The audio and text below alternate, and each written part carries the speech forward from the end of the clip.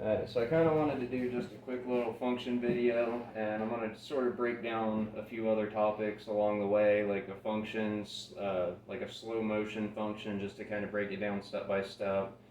Address why open carry, why cold chamber, all that good stuff. Which normally this is empty. I've only got a magazine in here because I needed to show that this is in fact clear. So, weapon is clear. YouTube, don't strike me please. And then this weapon is also clear.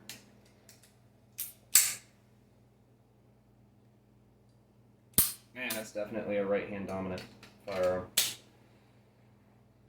Alright, so what I'm going to do is throw this in here. I am not going to be racking it because I don't have live ammo in here. The only purpose is to show the reload. The reload time, and yeah, you know what I'm saying. But anyway, if you get into an issue where you need to fire a bunch of rounds or you're going to be doing a lot of reloading, the way that this system works, now I'm going to go fast and I'm going to go slow and kind of break down different points, but for those ADD guys that are just like, just show me already, here, this is for you. So basically gunfire starts, bang bang bang, bang bang bang, bang bang bang, bang bang bang, bang bang bang, bang bang bang, bang bang bang, bang bang bang, bang bang bang, bang bang bang. And then if shit really hits the fan, hopefully by that point I've taken cover, in which case I can draw this. And I do have one spare mag for that kind of tucked away in my belt here. So now for the slow-mo, and again, it's clear. For the slow-mo, the process basically will look like this, and one of the benefits, actually real quick, one of the benefits to making sure your hand is always going right back up there when you're reloading, at least for my setup, is I got my little laser that's only a little bump away. So, that's a kind of neat little feature I figured I'd just throw in there.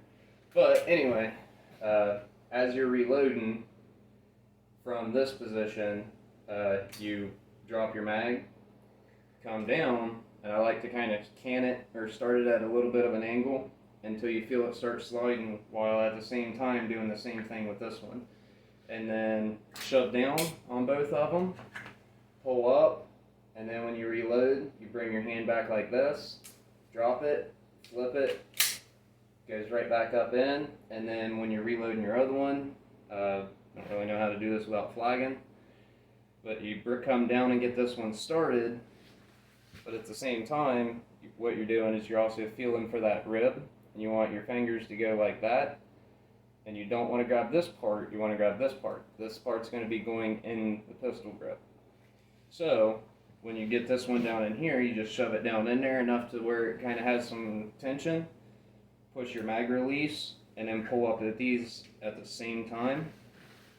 And that's when you come together, get it started, slide it up in there, and then again, bring your hand this way, drop, flip, right back up in, minimal motion, minimal reload time. So now that the slow-mo is done, why would you ever need suppressive fire or cover fire? Well, in reality, you won't. It's a tactic that is mainly used in the military.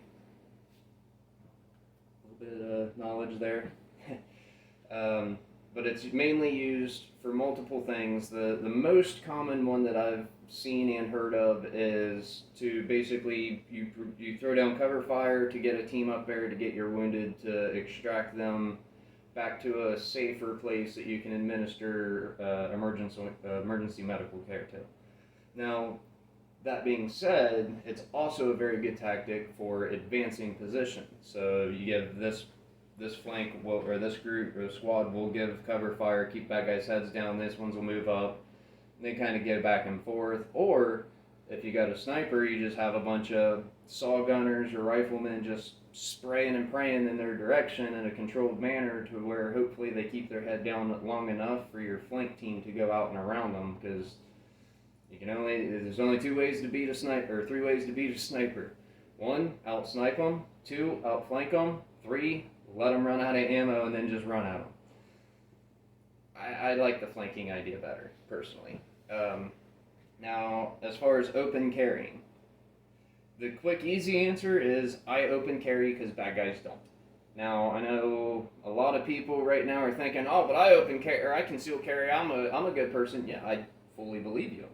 I'm not saying that conceal carrying makes you a bad guy. I'm just saying the guy that's carrying a assault rifle on the back of his backpack running around on a bicycle is not the one that's going to actually be an active shooter. Prove me wrong, please. Comment section right down there if you believe I'm wrong. Just throw some evidence in there for me, please. However, in my personal experience, open carrying tends to keep the stupid people really far away from you, i.e. the ones wanting to do really stupid stuff with firearms. Because bad guys don't like a fair fight. They only like a fight when they outnumber you or they have an unfair advantage. If it's a fair fight, they're going to turn around and walk right back out. Now, I've been on both sides of this where there was one old lady in Subway where she happened to make the comment of, oh, yeah, see, you got a gun on your hip there.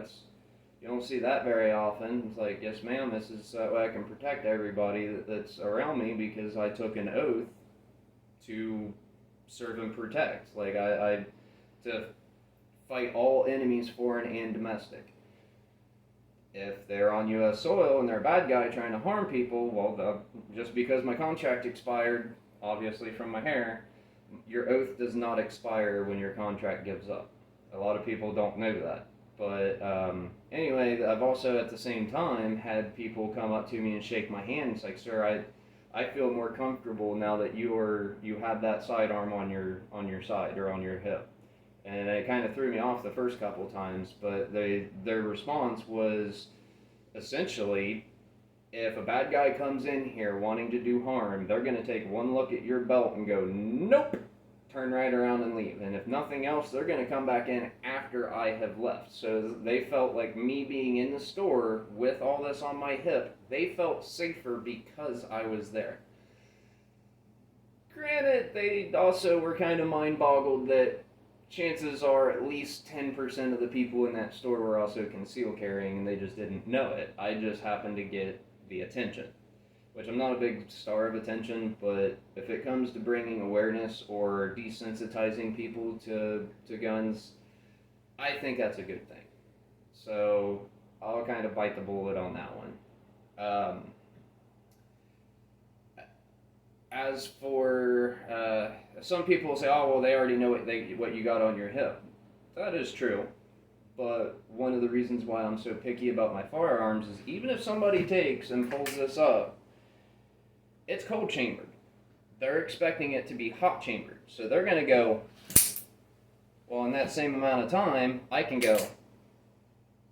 So really, at that point, it's all a matter of who is prepared for that situation more. Well, I'm obviously walking around with my sidearm about half hanging off, so I've always got that in the back of my head to just turn, slide my finger up till I feel that, and then just kick, and that'll pop right off. Now, cold chambering. I get told a lot of the time, well, if you got a good, reliable machine, you should be able to chamber and you'll be fine, and they're right. If you got a good, reliable machine and you've serviced it, you should be able to take, chamber around, put it on safe, and put it down in your abdomen. And as long as you don't flick the safety off and pull the trigger, it won't go off. Here's my argument for that. If you're at home and you take this off, unless you put it in a safe and make it secure, which, I mean, there's a lot of options. I really like this, like analog, I can't remember the name of it, but they make gun safes and it's like an analog one, but you have to remember if you wake up halfway through the night and you don't get the right hand position, you're not going to be able to unlock it. I don't remember what the name of it is, but it's one of my favorite safes and I really plan on buying one because it's freaking awesome. anyway, cold chambering, one, it throws people off. If they go to pull your gun and then just go like that, they're going to have at least a half a second, 3/4 of a second, like, wait, what? And then they're going to look down, and then their brain's going to have to process, hey, how do I make that work? Well, that's only counting if someone pulls it off my hip. Now, if this is just sitting in your dresser drawer, and you have a round chamber, and a kid comes up. Now, this is external hammer, so it takes a lot more force to get the single double to actually work, which I'm not a big fan of that way. I get single and double fire mixed up all the time, but if you go this way when you fire, notice how the barrel lifts up. This way, it don't. So, you lose accuracy that way. If you chamber, your hammer's back. Now, on a striker fire, they operate in an entirely different way. The dual roller style, they operate in a whole different way. But you're still cocking it back, putting a chamber in there. You're just interrupting the firing mechanism. But all you got to do is take the safety off, and then that firing mechanism is no longer intercepted. And a kid can very easily go like that. Even on a double single, if you were to chamber this one and then decock it, they take the safety off.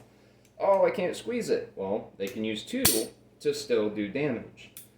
However, here's one thing that they will not be able to do. A big male or a large person compared to a child is able to take and go like that with relatively no problem. However, if a kid, I'll be nice, I'll say index finger. If they have in their entire hand the strength that I have in my index finger, they're gonna have a really, really hard time getting that weapon to fire for multiple reasons. One, you do have to pull your hammer back, which that action is responsible for. However, you don't need to go all the way to get the hammer to cock back. You got to go all the way back to be able to get a round to pick up and go in. So cold chambering is just, for me, because I do spend time around kids. I have a daughter, and I mean, she's got friends and family, so if for some reason this falls off my hip, I do not want a kid to be able to rack this. Granted, if it falls off my hip, I'm going to know about it. Now, I do a whole lot of different stuff. I'm not a weaponsmith, so I'm not a weaponsmith. But I do know my way around machines. Zarakita Customs actually started as an automotive company, and I've been branching out into other things.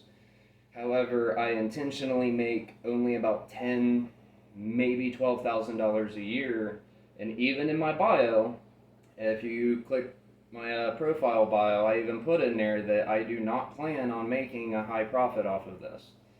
Now, I might set up some kind of Patreon or something to make a little bit of money on it, but so that way I can actually make better videos. I'm not going to be using any of it to feed myself or put gas in my car or nothing like that. If I get any extra money, it'd be to have some ammo so we can actually go out back and I can show you this in a live fire, which, sorry for this being a very anticlimactic video, because I don't actually shoot. But I don't have the extra money right now to just go blow $20 on ammo, or I would.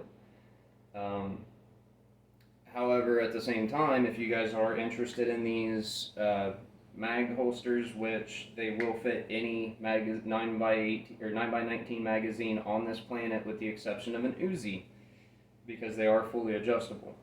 I've also got, like, I do e-cig stuff.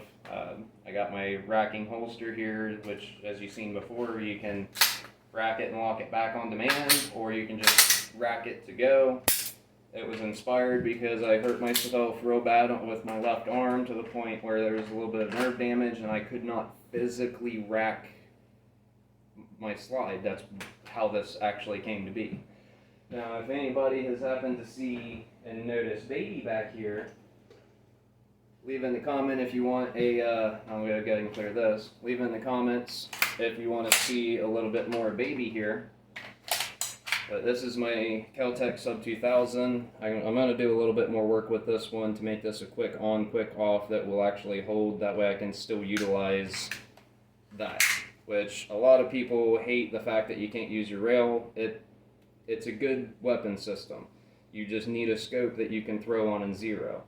Either you're going to have it in combat mode or you're going to have it all broke down in a bag so that way you can be conspicuous or conceal it, but you're still only going to need fractions of a minute to get it ready to go.